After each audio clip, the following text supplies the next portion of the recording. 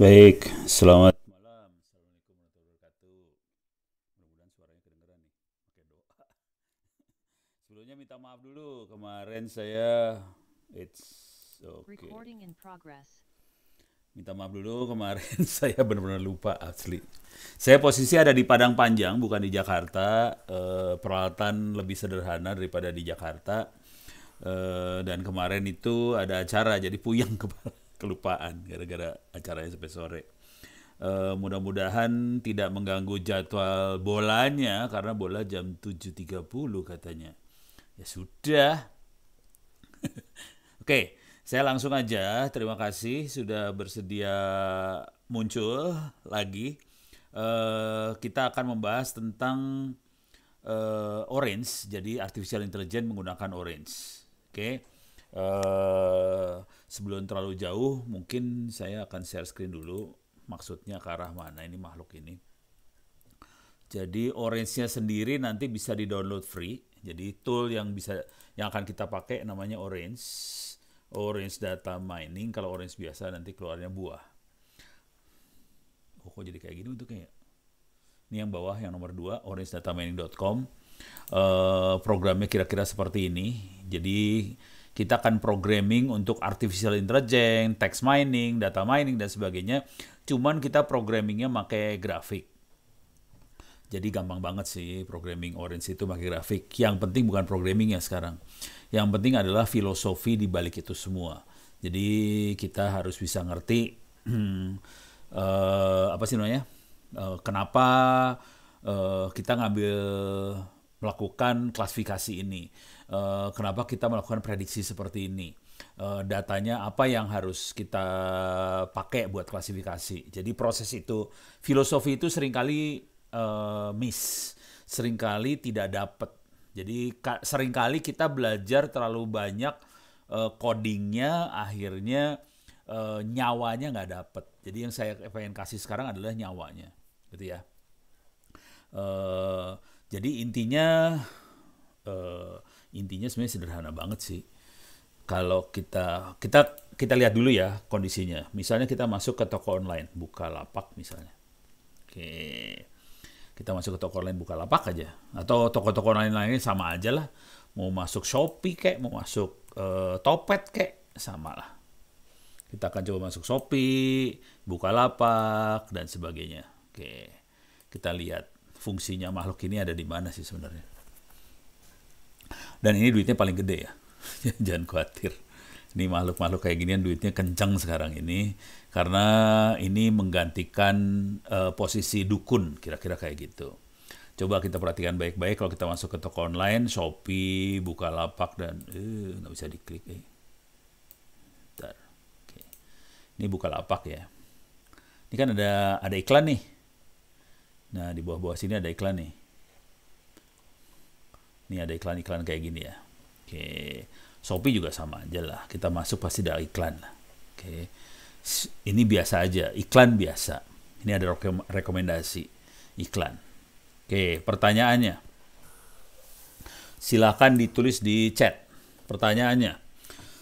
Kalau kita masuk, kita login, masukin username password, kita masuk, pertanyaannya iklan setiap orang sama atau beda? Silakan ditulis di chat. Mulai dari yang sederhana dulu. Iklan. Setiap orang iklannya sama atau beda?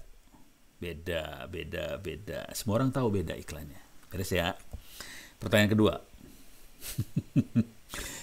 Ini fungsi dari ilmu-ilmu ini semua. Jadi data science segala macam ini ilmunya adalah untuk membedakan iklan tadi. Kalau dalam bahasanya orang-orang startup biasanya namanya personalisasi lah. Membuat situsnya menjadi lebih personal, membuat sebuah situs menjadi lebih cocok buat orang tadi, kira-kira tadi membuat kayak gitu ya, lebih cocok. Jadi personalize. Kadang-kadang disebutnya user experience supaya usernya mendapatkan experience yang bagus di situs tadi karena semuanya cocok gitu ya. Sekarang pertanyaan selanjutnya. Bagaimana dia kan kalimatnya nggak gitu kali ya. Kalimatnya kira-kira gini. Kan tadi iklannya bisa beda tiap orang. bagaimana kita membedakan tiap orang tadi. Dari data apa dia bisa membedakan tiap orang tadi. Data apa yang diambil supaya dia bisa membedakan iklan untuk tiap orang. Bisa ditulis di chatting. Data apa yang diambil supaya iklannya beda tiap orang. Nah, sesuai pencarian, search, udah mulai kelihatan kan? History pencarian. Jadi karakter seseorang dilihat, nah ini pembelian bener. Jadi apa yang dia cari, apa yang dia beli, itu menentukan karakter seseorang. Itu namanya klasifikasi sebetulnya. Proses itu adalah namanya klasifikasi. Beres ya? Jadi kita ngerti, oke kita ambil history, terus dia dari history dari yang kita lakukan, dia mulai melakukan klasifikasi. Setelah diklasifikasi, oke, Ono sukanya ini. Kemudian dikasih iklan yang sesuai sama Ono. Itu namanya jadi user experience. Itu namanya personalisasi gitu ya. Dan artificial intelligence, machine learning segala macam memang tujuannya untuk melakukan klasifikasi, mengkategorisasi seseorang, kemudian mencocokkan apa yang dia suka dengan supaya cocok aja. Jadi kita nggak dibombardir dengan hal-hal yang kita tidak suka. Makanya jadi namanya user experience-nya jadi bagus banget. Kira-kira kayak gitu. Itu istilah-istilah marketing jadi UX lah, user experience lah, apa. Beres ya? Udah mulai kebayang kan? Nah, yang perlu kita sadari dari proses itu semua, sebetulnya di internet, di startup, di makhluk-makhluk ini, yang namanya data science, itu kita melakukan mata-mata sih sebenarnya. Beres ya? Mudah-mudahan tidak sakit hati bahwa kita di mata-mata. Kita di mata-mata. Sorry ya, kalau kelihatin kotak hitam di sebelah kanan bawah itu saya lagi monitoring chatting ya. Jadi kalau ada pertanyaan silakan tulis di chatting, saya bisa ngelihat soalnya di layar. Oke. Jadi tolong diresapi oleh kita semua, ada proses mata-mata. Oke. Dia melakukan proses intelijen mata-mata, kemudian mata-mata itu bisa dari history lah, dari yang kita beli lah, pokoknya dilihat aja semua yang kita lakukan. Kemudian ada proses klasifikasi. Dari data klasifikasi ini nanti si manajemen melakukan negosiasi ke pihak pengiklan segala macam. Misalnya cara ngomongnya gini, oh ternyata pembeli customer user base yang ada di platform saya sekian persen orang yang suka IT, sekian persen suka ini baju, fashion, sekian persen suka makanan, sekian persen. Nah itu klasifikasi itu yang dijual ke iklan. Beres ya? Jadi hidupnya dari situ. Nah ini yang membedakan antara platform di online dengan media yang lama. Kayak radio, televisi, koran. Oke, radio, televisi, koran tidak bisa melakukan klasifikasi dari customer, dari pembacanya, dari pemirsanya. Dia susah. Bedanya di media online, kita bisa melakukan klasifikasi tadi. Dan ini jadi penting banget karena ini yang bisa dijual ke orang yang masang iklan, akhirnya iklannya jadi cocok banget. Ono sukanya soal elektronik sama internet, ya udah iklannya soal elektronik, soal internet aja, dan probabilitas Ono buat beli jadi tinggi banget. Beda sama televisi, radio segala macam. Makanya jangan kaget hari ini. Boleh ganti device silahkan. Makanya jangan kaget hari ini kasihan sih sebenarnya. Pada hari ini iklan di koran, iklan di radio, terutama radio sama televisi, iklannya jatuh banget. Mereka setengah mati cari duit hari ini. Karena sebagian besar iklan larinya ke startup, ke online. Karena di situ bisa memberikan klasifikasi yang lebih presisi dari pemirsanya. Beres ya? Dan ini yang namanya data science. Nah, udah kebayang ya? Ini klasifikasi. Sekarang kita jangan khawatir, ini dilakukan juga di pemerintah ya. Pemerintah cara ngelihatnya kira-kira kayak inilah. Data yang ada di pemerintah beda sama di toko online ya. Kalau toko online jelas tadi apa yang kita beli, history yang kita search segala macam. Kalau di pemerintah Datanya lebih data kayak data pajak, data KTP, data-data penghasilan. Nah, itu kan ada, kan kita bikin laporan pajak. Jadi semua laporan kita sebenarnya masuk ke pemerintah itu. Kalau pemerintahnya cukup pandai, mereka bisa melakukan klasifikasi dari si rakyat. Oke, rakyat saya penghasilannya ke daerah sini. Rakyat saya suka apa? Rakyat saya butuh apa? Jadi kalau saya punya program seperti ini cocok nggak sama rakyat saya? Kira-kira kayak gitu. Dan proses itu juga terjadi. Dan hari ini ada yang namanya ini nih, tapi nggak jalan. Minta maaf aja nggak jalan yang ini. Data.go.id. Jadi di data, nah ini, bantulah kami untuk melayani Anda lebih baik. Situs ini dalam masa pengembangan, mau isi feedback form. Gimana caranya gue bikin feedback form? Orang belum make nih ya. Jadi filosofinya kira-kira di data.go.id adalah semua kementerian lembaga, terus kabupaten kota masukin data ke sini supaya si orang-orang yang melakukan kebijakan, program pembangunan segala macam, bisa bikin program pembangunan yang cocok dengan kebutuhan masyarakat. Jadi kalau di dunia startup namanya user experience atau customer experience supaya cocok. Jadi prosesnya sama, dia baca data terus dia lakukan klasifikasi. Oke, sekarang saya kasih lihat kelemahan yang di sini ya.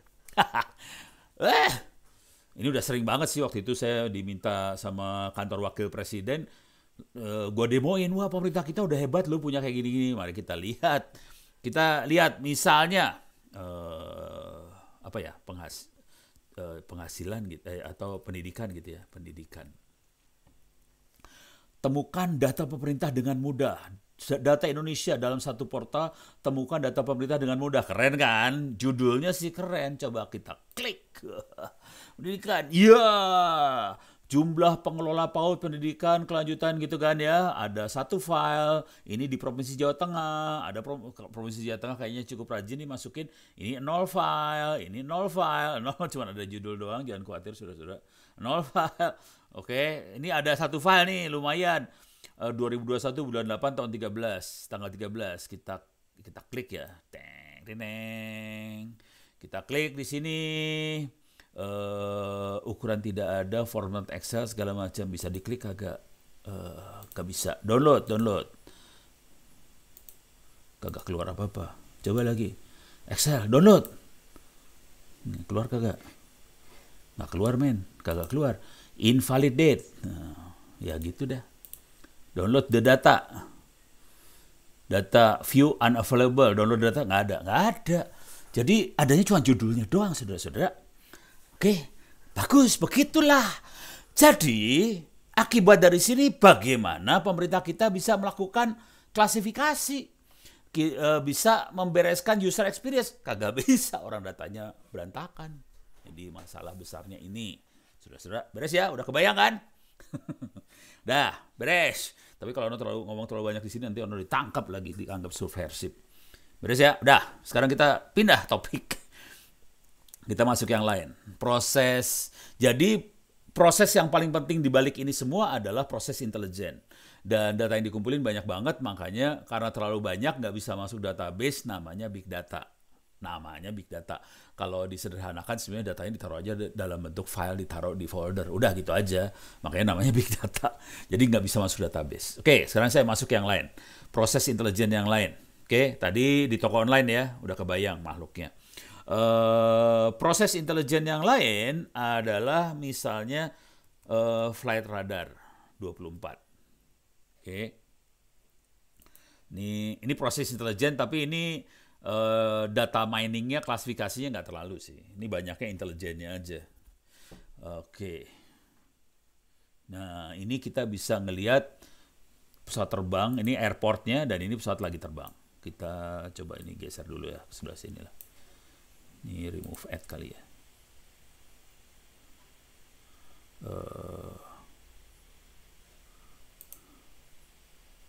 Kok nggak bisa gue lagi pengen zoom in, nggak bisa zoom in, nggak ada ya. Kok nggak bisa remove add? Ya. Duh, duh, duh, duh, duh, duh. Ya, ya. Kagak bahasa. Oh, parah dah. Oh, ini mah subscription. Ini nggak bisa di zoom in lah ya. Ya udahlah, sementara nggak bisa. Nggak ada menu zoom in ya kok. Ini apa nih? Bukan nih. Oh, zoom out. Gue pun zoom in, plusnya nggak kelihatan kali ya. Oh, caranya gini doang. Ya udah. Oke. Oh, pakai mouse. Oke. Oke. Oh, cookiesnya di close. Oke, maaf. Oke, ini kita bisa lihat ya. Ini ada Garuda dari alah minus. Oke. Singapura ke Cengkareng. Oke, ini Garuda Singapura ke Cengkareng. Ini akan tiba jam sekian lah. Jam berapa nih? Jam 8. Oke. Akan nyampe di Cengkareng. Ini ada pesawat kecil, ini kayaknya pesawat pribadi. GLF 4 nih probabilitasnya pesawat pribadi. Biasanya dia nggak mau ngasih tahu dari mana kan NA, not available. Ini pesawat pribadi, biasanya ke Halim sih kalau pesawat pribadi, bukan ke Cengkareng. Oke. Yang ini batik dari Palembang ke Jakarta. Ini apalagi batik lagi dari Palembang ke Halim. Ini ada pesawat kecil, ini pesawat kalau PK Papa Alpha Whiskey, ini biasanya pesawat Cessna. Coba kita lihat. Oh, bukan. Angkasa Pura Logistik. Dari Batam, not available. Jadi probabilitas kalau NA kayak gini, probabilitasnya antara Halim atau yang di Pondok Cabe. Gitu ya. Ini Singapore Airlines dari Australia kayaknya nih. Dokan Perth ke Singapura. Oke, beres ya. Kita bisa lihat pertanyaannya buat Anda semua. Dan ini beneran loh ini. Ini pesawatnya kalau ada di situ ya ada di situ beneran. Pesawatnya, bagaimana si flight radar tahu bahwa pesawatnya ada di situ? Nih, silahkan ditulis di chatting. Jadi prosesnya semua proses intelijen ya, hati-hati. Kok flight radar tahu pesawatnya ada di situ, tahu dari mana coba? Bisa diketik nggak? Pusing lu pada. Kayaknya pada nyerah. Histori perjalanan pesawat nggak ada, bukan histori ini, bukan histori. Ini real, bukan histori. Ini real. Dia bisa tahu pesawatnya ada di situ dan itu beneran. GPS. Nah, yang agak bener adalah ini kayaknya Mbak Dian ya, Mbak Dian. Pesawat kirim location, betul. Tapi jadi sebetulnya si ATC Air Traffic Controller yang ada di airport dia punya radar. Radar itu bisa deteksi pesawat dan pesawat itu ngasih kode. Saya pesawat apa, dia ngasih kode. Jadi si Air Traffic Controller bisa tahu pesawat apa ada di mana, dia tahu. Nah, cuman data Air Traffic Controller tidak bisa diambil sama flightradar24.com. Itu yang penting. Nah, untuk itu semua, kebetulan pemerintah Amerika rada gila dia. Saya coba masuk ke sini. Ke wiki saya, Ono Center, wiki. Pemerintah Amerika ngasih ADS-B. Oke. Jadi ini adalah Automatic Dependent Surveillance Broadcast. Ini untuk melacak pesawat. Jadi setiap pesawat terbang harus memancarkan posisinya pada frekuensi ini. Jadi kita tinggal bikin receiver di frekuensi ini buat dengerin pesawat itu dan kita lapor ke flightradar24.com. Receivernya ada di Bukalapak. Bukalapak. Kita masuk aja, receivernya bisa bikin sendiri, softwarenya free, bisa di-download. Receiver, kalau kita masukin kata kunci RTL SDR, ini dia receivernya harganya sekitar 200 ribuan. Tuh, 180 ribu. Ini bukan receiver buat itu sebenarnya, ini buat nonton TV digital, tapi dia bisa masuk ke frekuensi 1050 MHz tadi. Jadi kita bisa dengerin pesawat terbang. Kira-kira kayak gitu ya. Nah, sekarang saya kasih lagi proses penyadapan lagi. Masuk paling gampang mah Google Maps lah. Oke. Ini kelihatan saya posisinya ada di Nah, saya ada di nih Kota Padang Panjang ya. Di Google Maps saya ada di Padang Panjang, kelihatan saya ada di Padang Panjang. Jadi Ono nggak bohong. Ada di Padang Panjang. Ini lokasi saya ada di sini sih. Kalau mau tahu nih lokasinya di sini, di sekeliling saya. Nah, ini kalau mau ngelihat mana tadi? Nah, ini dia. Ini rumahnya. Ini benar-benar rumahnya Ono nih. Ini rumahnya Ono. Oke, di rumah lantai 2 di sini. Di rumahnya Ono dan ini sekelilingnya sawah, di belakangnya hutan, bukit. Saya zoom in ya, coba kita zoom in. Nah, ini rumah saya, beneran rumah saya ini mah. Sawah, men. Sawah, men. Sawah. Asli ini rumah saya sih. Saya posisinya di sini nih kalau mau tahu. Nah, itu rumahnya. Saya di ruangan yang ini sih, lagi ngadep ke sawah. Oke, cuman ini terang. Jadi ini saya di sini sekarang. Nah, sekarang kalau di Padang Panjang nggak rame ya. Coba kita pindahin ke Jakarta dulu. Posisi Jakarta. Saya pindah ke Jakarta, saya lihat traffic di Jakarta. Oke, ini bisa dibikin gini nggak? Oke, ini lalu lintas di Jakarta. Oke, ini kalau di dunia data science ini namanya klasifikasi. Oke, jadi ini jalan lumayan macet. Ini ada yang hitam, macet banget. Ada yang orange, hampir macet. Hijau, lancar jaya. Oke, ini kan klasifikasi semua kan. Jadi hijau, kuning, orange, merah, hitam, itu semua klasifikasi. Oke, pertanyaannya, bagaimana Google Map tahu bahwa jalannya macet? Tahu dari mana dia? Jalan di Jakarta macet? Silahkan tulis di chat. Bagaimana Google Map tahu bahwa jalannya macet? Dan dia tahu jalan macet seluruh dunia loh, jangan khawatir. Dan ini benar-benar presisi, jalannya lagi macet di situ. Ya, silahkan tulis di chatting. Bagaimana sih Google Map tahu bahwa jalannya macet? Tahu dari manakah dia? Nggak ada yang tahu, serius. Pada tidak bisa jawab. GPS di HP, ya. Bagaimana sih GPS HP? Smartphone, ya betul. Gimana caranya HP ngelapor ke Google? Ayo. Ya udahlah. Oh ini Mbak Dian nih jago nih kayaknya. Gadget kita kirim lokasi dan kecepatan ke Google Map. Jadi kira-kira gini cara ngelihatnya. Kalau Anda masih ingat waktu kita beli HP pertama kali, pasti masukin akun Gmail-nya kita ke HP Android yang kita pakai. Dan kalau kita tahu Android itu yang bikin Google. Nah, waktu kita masukin HP email kita ke handphone, sebetulnya Google jadi tahu ini HP punya siapa, alamat Gmail-nya yang mana, dan kita posisinya di mana ketahuan dari HP-nya. Karena HP tahu sebetulnya dia posisinya ada di mana. Dia tahu dari dua informasi. Satu bisa dari GPS, tapi kalau HP-HP yang murah kan nggak ada GPS-nya. Nah, sebetulnya si operator seluler itu ngasih tahu posisi HP kita ada di mana. Gitu. Jadi operator seluler kan punya tower. Towernya itu koordinat GPS-nya tahu. Masing-masing tower dikasih tahu koordinatnya berapa. Dari informasi itu kita tahu HP ini posisinya ada di mana. Gitu ya. Dan ini dilaporkan ke Google. Nah, kalau ada banyak HP yang jalannya lambat di jalan yang warna hitam ini, dia langsung klasifikasi, oke, ini macet. Kalau mobilnya kecepatan 80 km per jam ini di Outer Ring Road ini sampai ke Tanjung Priok, ya dia tahu bahwa itu lagi lancar jaya, ya hijau warnanya. Jadi proses itu adalah proses mata-mata semua bahwa HP kita ngasih tahu ke Google. Yang seru dari sini adalah sebetulnya kita di mata-matain, kita bisa lihat your timeline ini. Saya kasih lihat aja.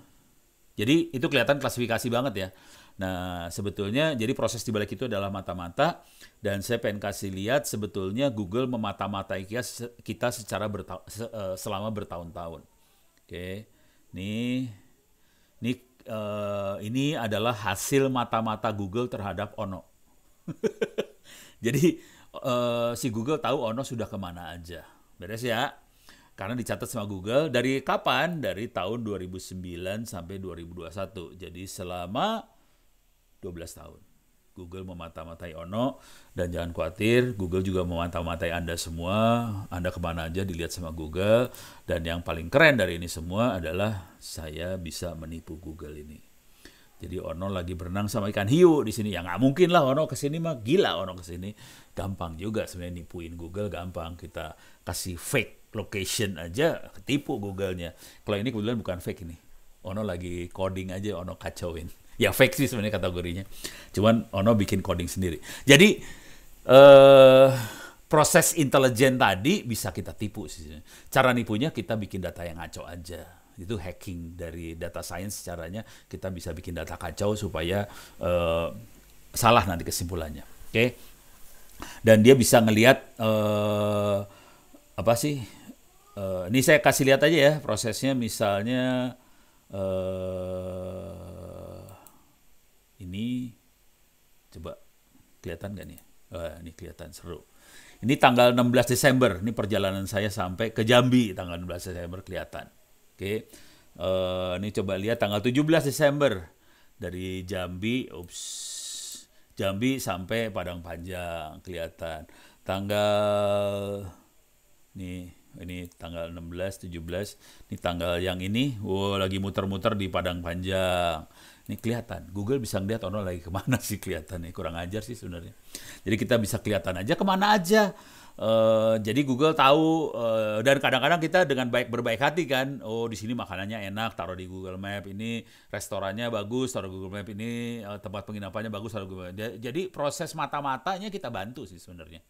Makanya Google jadi pinter banget karena kita bantu proses mata-matanya seringkali. Beres ya? Jadi prosesnya mata-mata. Mata-mata itu buat apa? Nah, nih. Tadi udah kita bisa lihat mata-mata ini buat proses klasifikasi. Beres ya? Saya pengen kasih lihat ada satu proses lagi adalah dukun. Misalnya kita masuk ke Tangerang. Oke. Ini dukun yang mau saya kasih lihat. Dukun. Coba, ini saya pengen kecilin sih. Oke. Tangerang mana sih Tangerang teh? Cikan. Tangerang tuh kok nggak kelihatan sih Tangerang? Ini Tangerang kan ya? Ini Balaraja. Oh ini dia nih. Mana sih?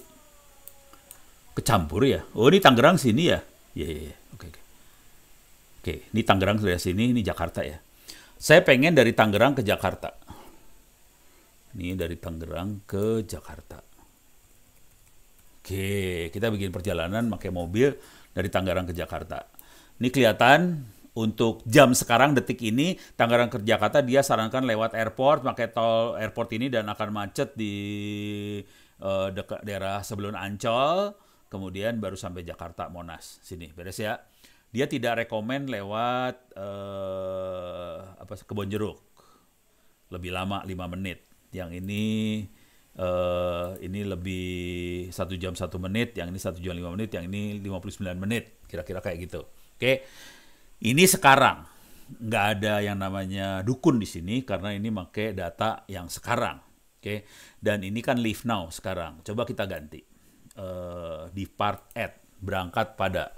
Oke, ini jam 7.30 hari ini. Oke, saya akan rubah jamnya ke pagi aja.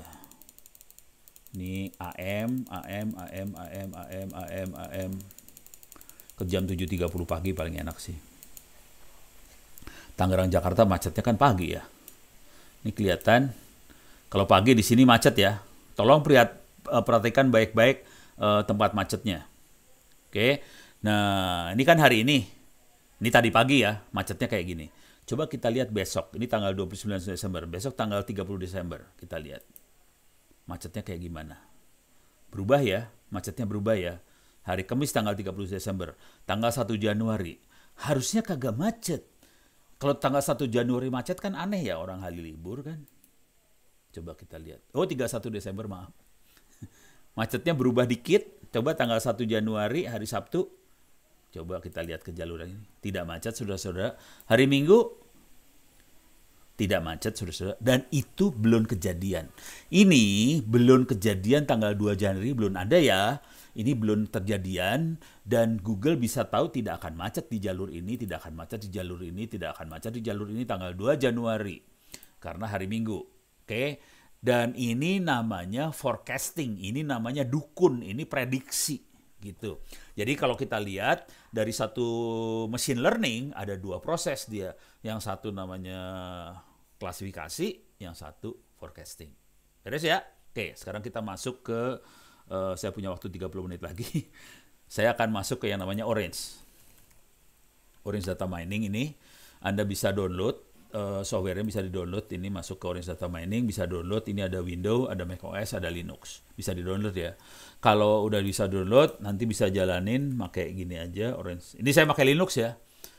Linux caranya jalannya kayak gini aja. Sama aja sih, nanti tinggal diklik aja juga jalan sih. Nah, cuman biasanya orang yang udah ngelihat saya biasanya komplainnya gini nih. Oke, ini sebelum ke urusan komplain mengkomplain. Ini saya kasih lihat kalau pertama kali, ini kok nggak bisa. Oke. Ini pertama kali tampilannya kayak gini. Ini agak besar kalau di laptop saya. Sarannya kalau pertama kali make, klik example. Oke. Via Anaconda bisa. Saya pakai Anaconda, iya. Oh iya, Orange itu bahasa yang dipakai Python, jadi bisa dijalanin pakai via Anaconda ya.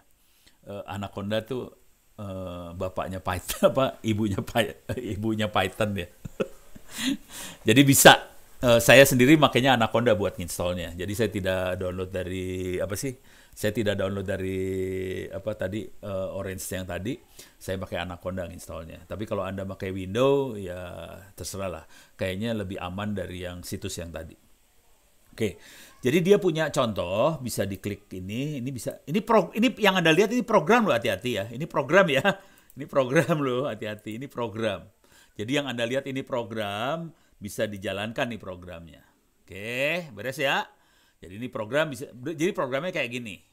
Ya, oke, saya kasih contoh aja yang inilah saya ambil. Ini program. Oke. Jadi ini ada data namanya iris tab. Tab itu tabel ya.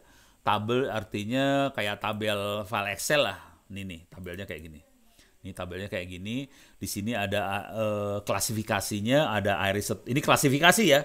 Iris setosa, iris versicolor, iris virginica. Iris itu apa? Iris itu bunga sih. Iris flower classification. Nah, ini dia makhluknya. Ini dia, ada iris versicolor, setosa, virginica. Yang dia lakukan adalah dia ukur sepal sama petalnya. Sepal tuh yang ini, petal tuh yang ini. Ini petal, ini petal, ini sepal, ini sepal. Kalau di Indonesia mungkin bunga kayak gini namanya anggrek kali ya. Kira-kira bentuknya kayak anggrek sih. Dan dia ukur sepal petalnya. Nah, ukurannya yang ini nih. Ini sepal length, sepal width. Petal length, petal width. Kalau ukurannya segini, versicolor. Segini, virginica. Oke, jadi dia ini namanya fitur, yang ini namanya klasifikasi. Ini teknik ini namanya supervised learning. Kenapa supervised? Karena kita ngasih contoh klasifikasinya dengan ininya. Oke, beres ya. Anaconda favorit Pak, paling mudah dalam menginstal apapun library. Iya bener sih, bener. Dan Anaconda nggak ini ya, cukup stabil gitu. Kalau kita install dia nggak rewel soalnya. Kalau pakai Python biasa diinstal rewel. Jujur, saya waktu itu kebangsa harus ngeformat komputernya soalnya pakai Python waktu awal ya, saya pakai Python nginstall rewel banget. Akhirnya saya format nih komputer, kemudian saya install lagi pakai Anaconda, nggak rewel. Jadi memang betul sarannya kalau nginstall si apa sih namanya data Orange ini makanya Anaconda aja. Jadi ini balik lagi, ini adalah fitur, ini adalah klasifikasinya. Tapi ini kita kasih training dulu. Nah, ini belum masuk machine learning benernya. Ini udah dapat yang ini. Nah, datanya kita bisa lihat di scatter plot. Seperti ini bentuknya scatter plotnya. Bisa dirubah nggak? Oke, kekecilan. Iya, kekecilan. Susah. Oke. Tapi ini bisa gini aja dah buat ngelihatnya. Nah, ini kan bingung ya. Kalau kita lihat yang biru tuh, bentar. Ini geser dulu biar kelihatannya lebih enak. Ini yang biru iris setosa, versicolor, virginica. Kelihatan versicolor sama virginica agak nyatu. Jadi kita agak bingung klasifikasinya dengan seperti ini. Kalau kita rubah, yang ini misalnya kita petal width. Nah, mulai kelihatan lebih gampang lihatnya. Jadi tergantung parameter mana yang kita ambil gampang. Dan ini nanti pakai aplikasi kita bisa pakai algoritma kita bisa melakukan klasifikasi ini. Gitu ya. Kalau ini kan kita klasifikasinya pakai mata. Nanti tugas kita adalah menggunakan algoritma buat klasifikasi. Oke. Oke, sekarang kita akan coba melakukan proses yang lucu-lucu aja ya. Oke, sekarang kita akan new aja kosong, kita kosong. Nah, ini sebelum terlalu jauh, ini ada kumpulan-kumpulan widget namanya. Ini widget, ini klik. Ini yang menu-menu ini widget, icon-icon widget. Ada yang urusan buat proses data buat read data, ngelihat data table, bisa paint data, bisa cari sampel dari data yang ada, segala macam, itu pakai widget data. Sesudah data, kita punya widget lain. Visualize, model, evaluate, unsupervised. Kalau itu unsupervised learning, ada yang buat nganalisa gambar, image analytic, bisa juga nganalisa tulisan teks, kita bisa ngeliat network. Nah, kalau Anda nginstall Orange, apa adanya, Anda cuma akan dapat sampai unsupervised.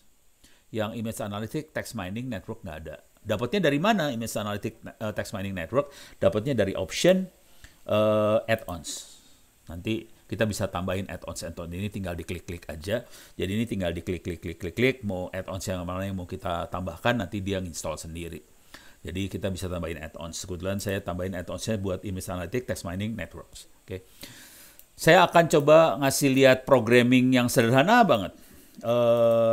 Jadi dia udah punya, kalau mau ngambil data dari dataset yang lebih serius, ada di internet banyak dataset yang buat belajar.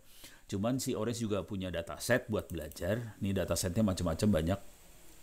Ada breast cancer lah, ada Baker Yeast, ada car evaluation, ada conference, ada cyber security breach, ada dermatologi, banyak banget dah. Ini banyak datasetnya.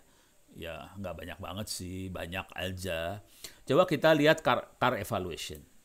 Saya akan ambil dataset car evaluation. Oke, dia ngambil sekarang. Car evaluation udah diambil. Jadi kalau kita lihat ke atas, ini car evaluation yang saya pakai. Besarnya cuma 50 kilo, ada 1728 data, variabelnya ada 6. Tadi ya, fiturnya ada 6, dan dia bentuknya kategori. Oke, sekarang kita lihat datasetnya dulu ya. Bentuk datasetnya kayak gini. Nih, sorry, saya kasih lihat. Ini kecepatan saya. Saya remove dulu ya. Coba kalau kita perhatiin baik-baik, cara saya programming blow on banget sih. Ini saya pengen lihat data, saya cuma ambil aja data table ke sini. Terus saya sambungin garis ke sini. Udah, ini programming cuma gini doang sekarang. Sekarang kita lihat datasetnya. Perhatikan datasetnya baik-baik. Datasetnya tidak hanya berupa angka. Perhatiin baik-baik. Ada yang berupa tulisan, ada yang angka, walaupun ini bukan angka-angka. Ini kan jumlah pintu ada 2, ini kan doors. Oke. Ini doorsnya, ini ada jumlah personnya ada 2, lug boot itu adalah luggage, bagasi, safety adalah keamanan.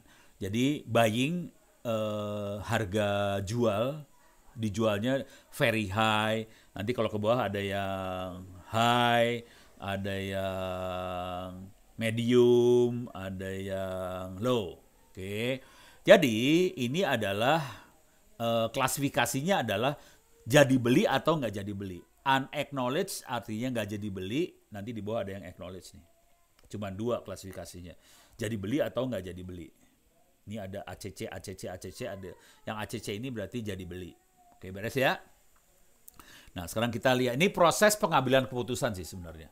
Jadi, data yang ada kira-kira harga jual, mahal atau murah, maintenance-nya mahal, pintunya 2 atau 4 atau 5 atau lebih, jumlah orangnya ada 2 atau lebih, jumlah orangnya bisa dilihat bisa banyak, nanti bagasinya besar, kecil atau medium, terus keamanannya low, medium, high. Gitu ya? Oke. Nanti dari data yang ini kita bisa melakukan klasifikasi. Kira-kira orang akan membeli karena apa sih? Oke. Gitu ya. Kalau saya berani taruhan, kalau kita orang Indonesia pasti urusannya harga. Kita nggak peduli itu safety atau biayanya, maintenance-nya mahal murah, nggak peduli sih sebenarnya yang kita beli harga. Tapi ini kan orang bule, dia berdasarkan apa gitu belinya. Nah, biasanya untuk proses kayak gitu kita perlu menganalisa evaluasi dulu ya. Kita akan evaluasi algoritma mana yang paling bagus buat dataset ini. Oke, cara ngevaluasi algoritma caranya datanya dimasukin ke test score, kemudian kita masukin ke model. Terus ini masalah klasifikasi. Klasifikasi itu bisa macam-macam. Kita bisa pakai logistic regression, bisa pakai tree, bisa pakai random forest, bisa pakai SVM, bisa pakai naive Bayes. Ada banyak algoritma buat klasifikasi. Terus ini kita tinggal sambungin aja ke sini. Oke, sambungin, ini sambungin, ini sambungin. Kita tes algoritma mana yang paling presisi buat melakukan klasifikasi. Jadi ini semua akan melakukan testing sampai 100% selesai. Nanti kita bisa lihat skornya yang mana dan kita ambil algoritma itu untuk melakukan tes. Udah selesai 100%, kita coba lihat hasilnya. Kalau kita lihat hasilnya kelihatan yang paling tinggi presisinya adalah SVM. Paling tinggi SVM. Oke, paling presisi. Yang kedua presisi adalah tree. Oke, beda 0,01 kira-kira. Presisinya. Ini dari sisi ini angka maksimumnya 1 ya. Kalau pakai persen jadi 100%. Tapi ini angka maksimum 1 sih sebenarnya. Beres ya. Jadi yang paling tinggi SVM, yang kedua tinggi tree. Nah, sekarang yang jadi masalah ini kita remove aja. Jadi yang ini jelek, remove, random forest remove, SVM masih bagus, ini remove. Dua ini bagus. Oke. Ya, Oke. Yang jadi masalah, kita harus visualisasi nanti hasilnya. Saya pengen visualisasinya pakai tree ini supaya kita bisa ngelihat pohon keputusan, decision tree-nya kayak gimana. Oke. Nah, kita coba cek SVM bisa nggak dikeluarin ke decision tree. Nggak bisa, ini nggak bisa disambung nih. Ini nggak bisa nyambung ke sini. Jadi SVM nggak bisa ngeluarin decision tree. Jadi kita buang nggak paksa. Tinggal tree ini yang bisa ke decision tree. Oke. Nah, data ini masukin ke tree. Nanti kita keluarin ke tree yang ini. Udah, programnya cuma kayak gini doang. Nah, sekarang kita lihat tree-nya, kita lihat dua level dulu aja. Oke. Target kelasnya kita pengen lihat yang beli ya, yang ACC. Oke. Kita lihat ternyata orang bule beli bukan urusan harga. Pertama kali dia akan beli urusannya jumlah manusia yang bisa naik mobil tadi. Ternyata sebagian besar akan milih karena penumpangnya 4 atau lebih. Kalau 2 dia nggak terlalu suka buat beli. Jadi sebagian besar orang akan beli yang penumpangnya 4 atau lebih. Bukan harga. Yang kedua akan dibeli adalah safety. Coba kita lihat. Nah, yang kedua safety. Oke. Kalau low orang nggak akan beli. Kalau medium high safety-nya bagus, dia akan beli. Baru yang ketiga harga nih. Jadi tapi 50-50 antara harga mahal sama harga tinggi, setengah-setengah. Setengah orang akan beli yang murah, setengah orang akan beli yang mahal. Tapi keputusan pertama adalah dari safety, jumlah orang, safety, baru harga. Beres ya? Itu cara orang bule berpikir. Beda sama orang Indonesia. Jadi kalau ya tergantung datanya, nanti tergantung lah. Kalau data Indonesia akan beda. Oke. Sekarang saya akan ngasih lihat lagi yang lain. Datanya saya akan rubah ini. Saya akan nyari yang paling keren tuh ini nih, apa sih? Kapal yang tenggelam itu namanya Titanic. Ini ada Titanic. Ini kapal tenggelam. Titanic. Saya ganti datanya pakai Titanic. Oke, sekarang kita lihat di sini. Datanya cuma perhatikan datanya nggak ada angka sama sekali. Yang ada cuma statusnya, kelas 1, kelas 2, kelas 3 ekonomi. Ini first to first class. Kalau kita ke bawahin, ada first class, ada second class, ada third class, kelas 3, dan ada crew. Totalnya ada 2.201 manusia di kapal Titanic, dan kita tahu Titanic tenggelam karena nabrak iceberg itu ya di kutub. Jadi yang ada datanya cuma status kelas 1, kelas 2, kelas 3, umur adult atau children. Ini ada adult atau children, dan satu lagi adalah seksnya laki-laki atau perempuan, jenis kelaminnya laki perempuan. Jadi datanya cuma kayak gitu. Perhatikan baik-baik, datanya bukan angka. Datanya adalah kata-kata loh ini. Hati-hati. Jadi data bisa berupa kata-kata, dan yang penting di sini adalah prosesnya supervised learning, ada yang yes, no. Jadi ada yang mati, ada yang hidup. Nah, sekarang tugas kita adalah menganalisa bagaimana cara malaikat maut mengambil keputusan. Kalau kapal tenggelam, siapa yang mau dicabut nyawanya duluan? Gitu kan ya? Kan ini urusan cabut nyawa nih. Yes, no itu kan orang mati atau hidup kan nyawa dicabut. Nah, sekarang kita pengen lihat bagaimana caranya si malaikat maut ngambil keputusan. Nanti kalau kita analisa yang bagusnya tree juga. Nah, kita akan masuk tree viewer. Oke. Kita level 2 dulu. Jadi, target kelasnya adalah yang hidup ya. Yes, hidup ya. Kalau kita lihat malaikat maut akan ngambil nyawa laki-laki duluan daripada perempuan. Oke. Karena 21,2% dari laki-laki yang hidup. Perempuan 73,2% perempuan hidup.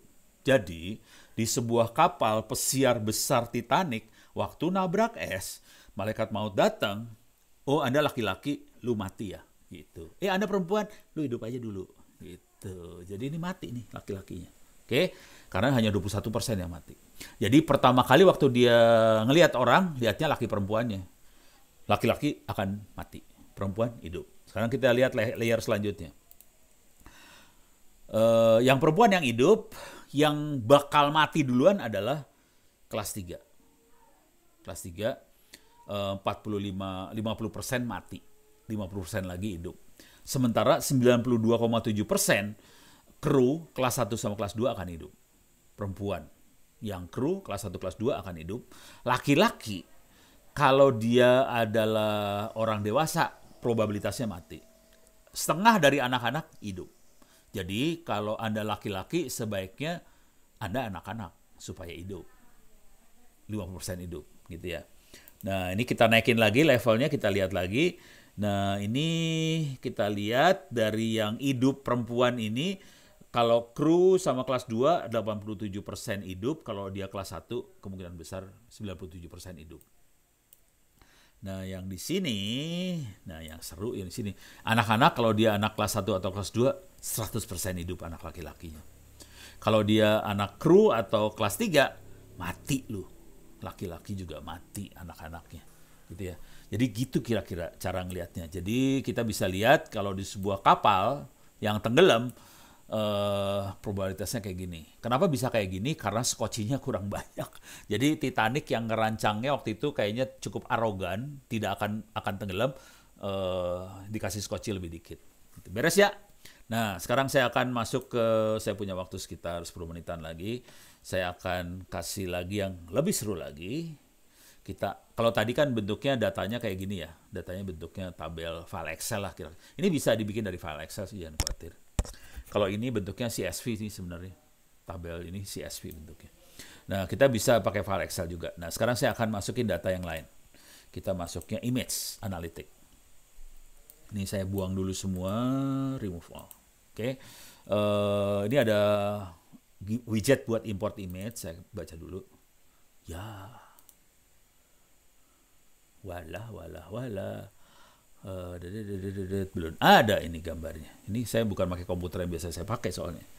Ya. Gua harus download dulu nih. Oke, saya harus download dulu. Mudah-mudahan bisa di-download ya. Oke, namanya Orange Animal apa ya? Animal data set. Nah ini dia. Bentar.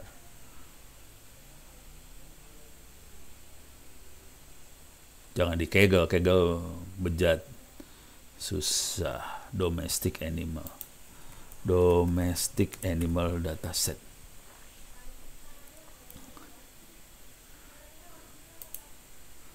Nih saya coba klik, saya coba download ya.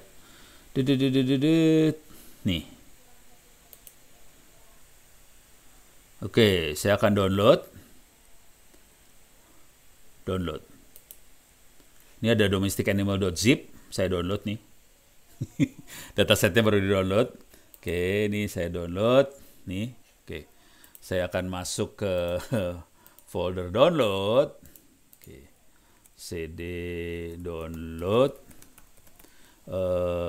ABCD ini dia makhluknya ini ya, domesticanimal.zip. Saya akan move domestic animal ke home directory. Move lagi lah, sorry, jangan taruh sini lah, terlalu ribet nanti.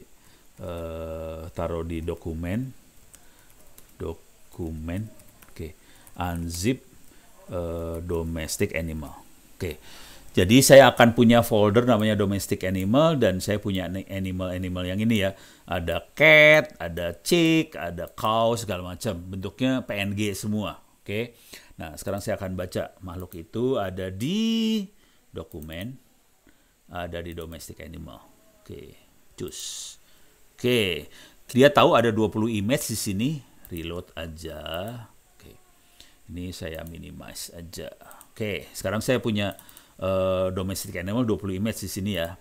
Kita coba lihat gambarnya seperti apa.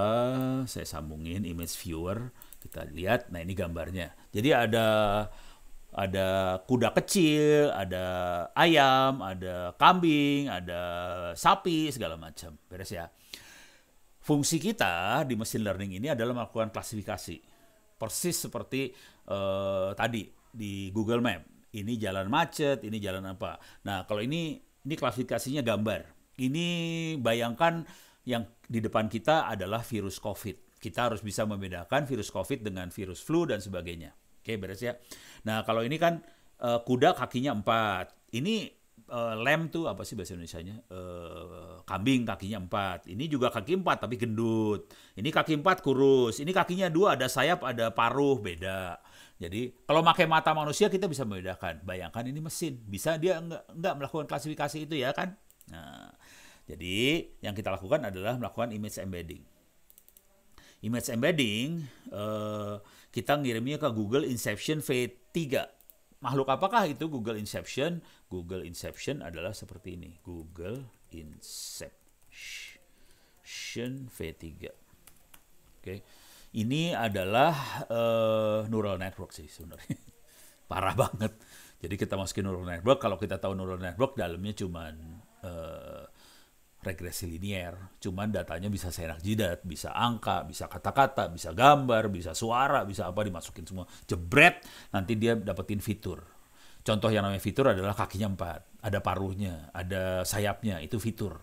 Bagaimana caranya dia bisa ekstrak fitur dari gambar yang kita masukin, gitu kan ya? Oke, jadi caranya gampang banget, sorry. Ini dia, oke. Kita kirim aja gambar ini ke Google Inception. Ini lagi dikirim ke Google Inception. Ya, sip. 100% sudah dikirim semuanya. Sekarang kita lihat. Sorry. Saya harus ngasih lihat datanya seperti apa aslinya. Ini datanya aslinya seperti ini ya datanya. Data asli seperti ini. Jadi kita cuma ada nama gambar, nama file. Size ini megabyte, kilobyte lah, byte. Ini pixel, oke? Nggak ada data ini kelompok mana, nggak ada data itu, nggak ada sama sekali. Jadi fungsi kita machine learning adalah melakukan pengelompokan tadi dengan data yang seperti ini. Nah, setelah dikirim ke Google Inception, sekarang kita lihat datanya seperti apa. Oke, ini datanya masuk lagi ke data table, kelihatan dia dapetin fiturnya nih. Ini dapetin fiturnya. Oke, fiturnya berupa angka ya. Fitur nomor sekian berapa angkanya. Nah, fungsi kita adalah kita mengelompokkan kan. Jadi logika pengelompokan sederhana aja sih sebenarnya. Contoh, kumpulin yang kakinya 4 jadi 1, itu kelompok. Yang punya sayap jadi 1, itu kelompok. Jadi caranya dia ngitung jarak antar fitur ini sih sebenarnya. Contoh yang mana ya? Misalnya ini nih. 0218 sama 0270. Itu dekat 02 dua-duanya. Beda sama 006, 0074. Itu jauh, itu tidak satu kelompok. Jadi yang 02 ini ada 0298 agak-agak dekat juga. 03 udah mulai jauh gitu ya. Jadi dia akan mengelompokkan seperti itu. Jadi konsekuensinya kita ngukur jarak antar fitur sih sebenarnya. Oke. Dan itu yang namanya unsupervised learning.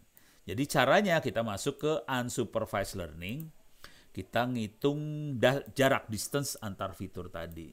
Kita hitung jaraknya. Oke. Nah, sekarang kita ini digeser aja ke sini biar salah pencet. Nih gitu ya.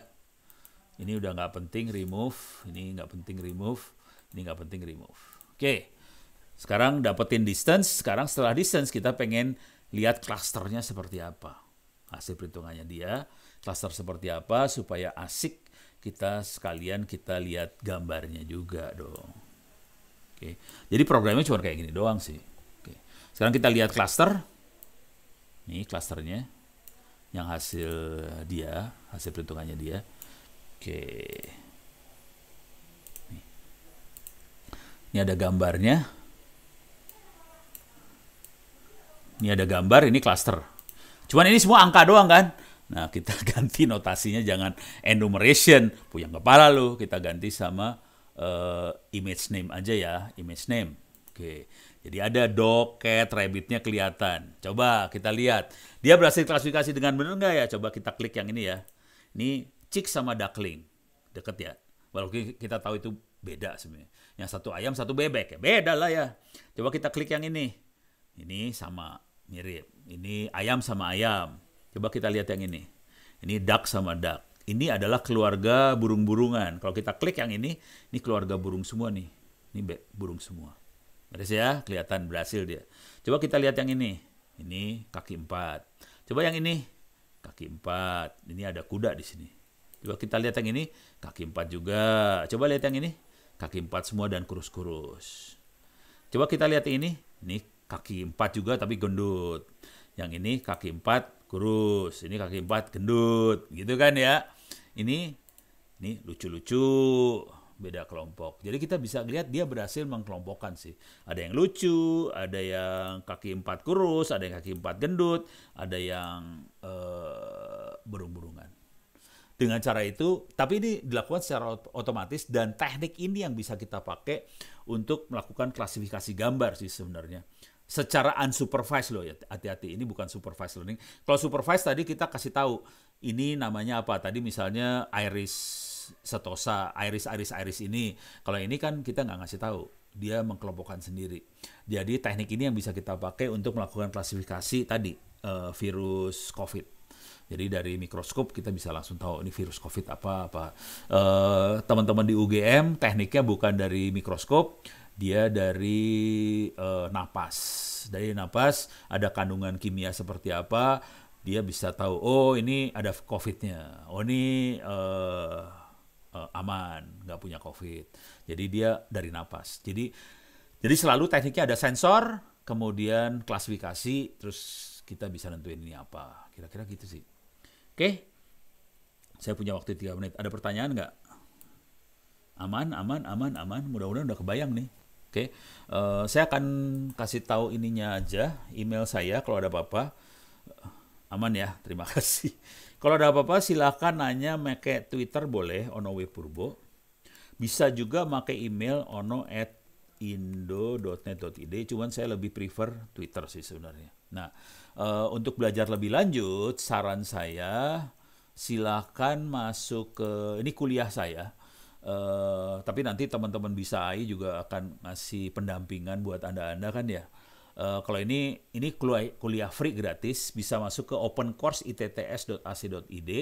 Di sini ada kuliah data engineering dan di sini Anda bisa belajar tentang konsep data science, data mining, contoh data mining seperti apa, terus visual programming untuk datanya, visualisasinya gimana. Ini semuanya pakai Orange. Cuma di sini kebetulan tidak Orange aja, di sini ada Orange, ada Python, ada Keras dan sebagainya. TensorFlow juga ada. Dan di ujung ini free ya, gratis, ini nggak bayar kalau ini. Cuman Ono nggak akan ada sih, ini mesinnya ngajar Anda mesin. Nah, terus di sini nanti terakhirnya paling ujungnya kalau Anda nilai saya gedein.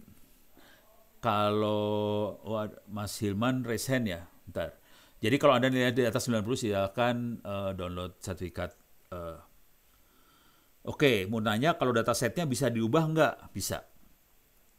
Jadi Mas Hilman nanya kalau datasetnya bisa dirubah, bisa. Atau kalau mau ngambil dataset sendiri sih, banyak dataset, ada Kaggle. Itu dataset nanti bentuknya CSV sih. Kaggle punya banyak banget dataset bisa dipakai buat belajar sih. Ini Kaggle, ini contoh tempat dataset yang banyak banget ya. Di sini ada 50.000 public dataset, 40.000 public notebook, bejibun lah dataset mah bejibun. Bisa dipakai Orange gimana caranya? Dataset biasanya berbentuknya file Excel. Jadi supaya bisa dipakai Orange kita perlu tambahin tag sih sebenarnya. Ini masuknya ke sini ya. Bentar. Supaya bisa dipakai Orange, saya harus naik ke atas. Ini dia. Ini membuat yang ini nih, the data nih. Saya gedein. Langsung ini. Coba klik ini. Jadi, bukan, salah, bukan yang ini. Ini mah stres kalau lihat ini, soalnya coding Python yang keluar. Berarti yang satunya lagi. Loading your data. Antara tiga inilah ya, coba loading your data. Maklum, saya suka nulis coba. Nah, nih. Jadi data bisa dari file Excel, cuman kita harus kasih tag buat orange-nya supaya dia bisa baca. Tag-nya kira-kira ini. Bentar. Supaya di orange bisa keluar jadi numerik, string atau apa. Jadi tag-nya paling gampang adalah di bawah sih. Paling bawah yang paling. Nah, ini kita harus tambahin atribut sih sebenarnya. Jadi atributnya kayak gini nih. Yang kita butuhin kira-kira kayak gini bentuknya. Jadi kan ini kan nama dari kolom tadi, function, genre, so apa. Nah, ini kasih pagar, udah gitu kita kasih atribut di sampingnya. Jadi yang C, D, T, S besar, ini kan ada D besar, S besar. Ngasih tahu ini datanya continuous, discrete, time, atau string. Oke. Nah, yang penting lagi adalah kalau kita melakukan supervised learning, dia harus kasih atribut C depannya. Bahwa itu adalah class. Itu supervised learning. Sisanya masih bisa di-ignore sih. Kalau data yang nggak diperluin, saran saya dibuang aja. Jadi data yang kita pakai aja yang kasih pagar, terus kasih kode. Ini datanya continuous, discrete, atau time. Jadi bentuknya file Excel. Nanti si orange di bagian sininya, bagian data ini, dia bisa baca CSV file atau bisa baca file Excel langsung. Nggak masalah. Gitu ya. Jadi file Excel bisa dibaca sama dia, cuman yang penting kita harus kasih atribut ini tadi. Ini nih, atribut ini harus dimainkan. Supaya ngasih tahu bahwa ini adalah kelasnya, ini adalah fiturnya, ini bentuknya string atau text, ini bentuknya discrete. Discrete tuh yes, no, itu discrete kategorinya. Atau bentuknya continuous, jadi 0,0,0 sekian, atau 1, sekian, atau berapa gitu. Beres ya? Sip ya? Dataset dari Kaggle bisa dilakukan penelitian tesis apa tidak ya Pak? Tergantung pembimbing tugas akhirnya. Kalau kayak gitu, tergantung pembimbing tugas akhir. Kalau saran saya sih, ya nego-nego aja lah. Pokoknya intinya gini lah tugas akhir. Kalau itu sesuatu yang baru bisa. Kita bisa nggak ya Pak dapat script codingan tadi? Bentuknya gambar sih, bukan script. Ada semua di kuliah saya ada, bisa diambil. Ada bentuknya gambar. Beres ya? Oke, saya udah kelebihan 3 menit karena saya harus masuk ke kelas yang lain lagi. Saya cukupkan sekian, mudah-mudahan bisa bermanfaat. Billahi taufiq wal hidayah. Assalamualaikum warahmatullahi wabarakatuh. Saya cabut ya. Saya masuk ke kelas 1 lagi, jam 8 harusnya. Oke, terima kasih banyak.